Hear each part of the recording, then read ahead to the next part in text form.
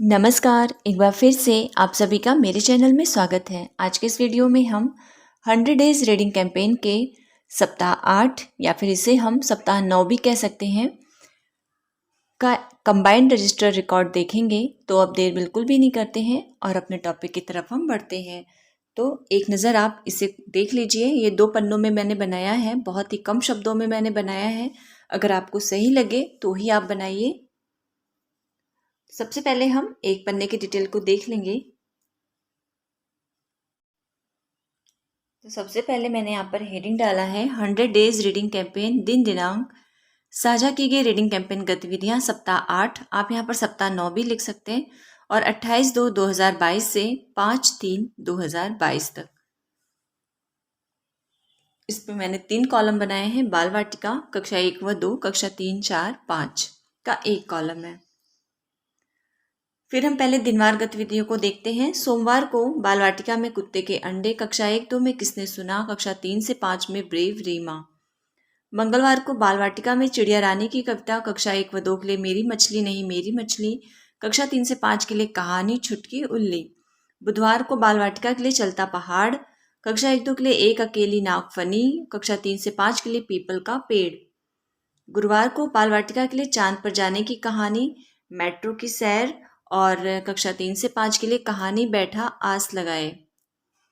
शुक्रवार को बाल वाटिका के लिए नीम सराय और कक्षा 1 से 2 के लिए घर, कक्षा 3 से 5 के लिए क्लाउड पार्टी।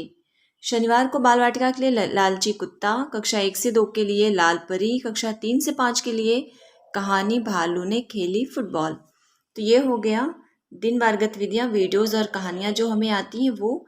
अब पिछली बार से जो एक पठन उपरांत किए जाने वाली गतिविधि भी दे रहे हैं, उस पर मैंने यहाँ पर 2 कॉलम बनाए हैं और हेडिंग डाला है बच्चों के साथ पठन उपरांत की जाने वाली गतिविधि, जिसको मैंने 2 भागों में बांटा है, समूह 1 और समूह 2 व 3।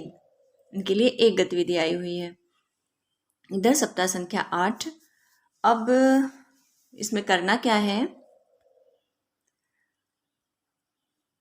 कहानी सुनाने व पढ़ाने के बाद बच्चों को उस कहानी को चित्र बनाकर और लिखकर, जिस तरह से वहाँ पे दिखाया गया है, जो पीडीएफ हम देखेंगे वहाँ पर, जहाँ पर ये गतिविधियों को दिखाया गया वहाँ पे एक कहानी चित्र के साथ दिखाई गई है।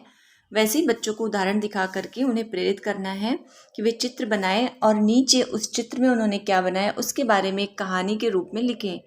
तो चित्र बनाकर और लिखकर आगे बढ़ाने के लिए उदाहरण दिखाते हुए प्रेरित किया गया और बच्चों ने कहानी को आगे बढ़ाकर पूरा किया। यह हो गया समूह 1 के लिए।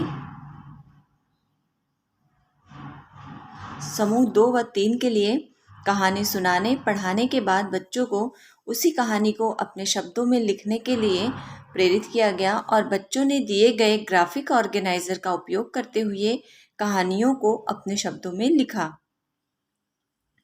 तो पीडीएफ में हमें ये ग्राफिक ऑर्गेनाइजर दिया गया है, उसमें कुछ मुख्य मुख्य हेडिंग डाली गई हैं। उसी हेडिंग के अंदर बच्चों को उस कहानी के बारे में लिखना है।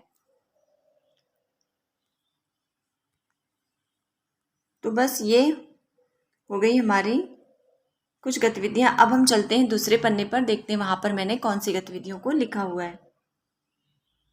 आप इसका स्क्रीनशॉट ले सकते हैं इस तरह।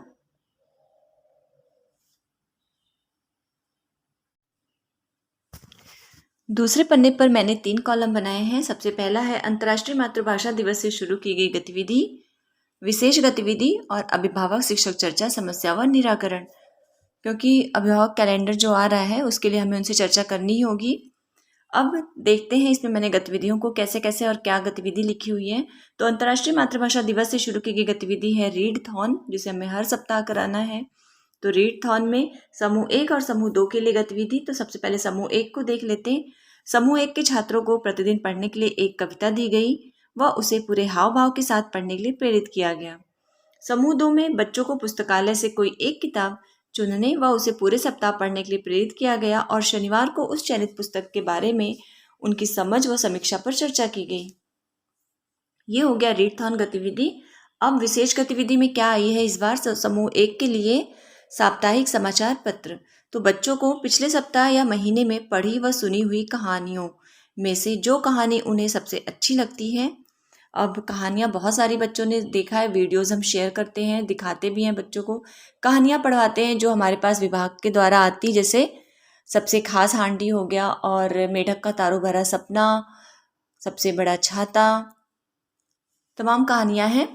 तो उन्हीं में से हम कहानी को चूज़ कर सकते हैं। आगे बढ़ते हैं। उन्हें सबसे अच्छी लगी है उनके बारे में कुछ बातें लिखकर समाचार पत्र बनाने के लिए प्रेरित किया गया। उदाहरण समाचार पत्र उन्हें दिखाएंगे कि कैसे ऊपर पहले हेडिंग लिखी होती है, फिर उस हेडिंग में उस जिस चीज़ की हेडिंग होती है उसके बारे में मुख्य मुख्य चीज़ों को नीचे लिखा हुआ होता है और उन्हें उसी तरह से बनाने के लिए प्रेरित करेंगे। फिर समूह 2 के लिए है सहायता अथवा मदद करना। शिक्षकों के द्वारा रंगमंच की सामग्री जैसे मुकुट, तलवार, बर्तन, दस्ताने, अंगूठी, छड़ी, चाहे तो हम इन चीज़ों को बनाएं कागज़ से या किसी की मदद से, या फिर इसकी सूची एक बना दें, एक लिस्ट बना दें और फिर उस सूची में से हम बच्चों को कहें कि आपको जो भी इसमें से अच्छा लगता है उसे आप चुनिए और फिर उस चीज़ से आप कौन कौन से अच्छे काम कर सकते हैं इसके बारे में लिखिए, फिर पूरे क्लास में उसे बच्चों को पढ़कर सुनाइए। तो यहाँ पर मैंने लिखा हुआ है शिक्षकों के द्वारा रंगमंच की सामग्री मुकुट, तलवार, बर्तन, दस्ताने, अंगूठी, छड़ी की एक सूची तैयार की गई।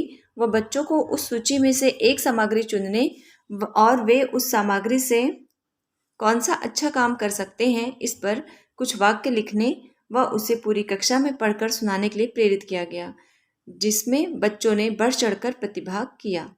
ये हो गया हमारा विशेष गतिविधि। अब देखते हैं हम अभिभावक शिक्षक चर्चा। तो पहला पॉइंट है अभिभावक से संपर्क करके व्हाट्सएप पर भेजे गए वीडियो व कहानी को बच्चों को दिनवार दिखाने के लिए प्रेरित किया गया। और दूसरा है अभिभावक कैलेंडर के अनुसार जो भी दिनवार गतिविधियां साझा की गई हैं उन्हें बच्चों के साथ अनिवार्य रूप से कराने का अनुरोध किया गया। तो आप इसका स्क्रीनशॉट ले सकते हैं। तो ये था सप्ताह 8 या फिर 9 का कंबाइंड रजिस्टर विवरण। आज के वीडियो में इतना ही। मिलते हैं अगले वीडियो में, तब तक के लिए नमस्कार।